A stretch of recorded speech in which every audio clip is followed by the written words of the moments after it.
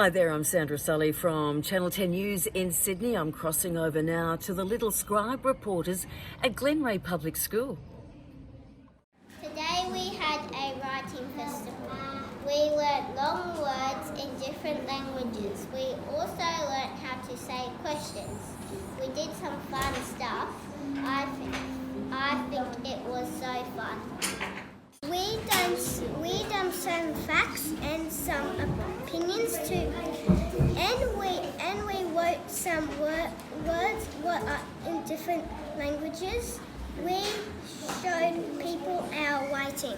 Breaking news: we still have COVID-19, and in other news, today was a very fun but weird day.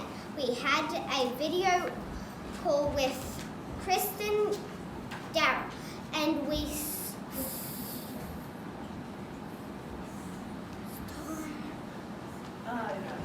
saw a lot of books in the background. I loved when we wrote a question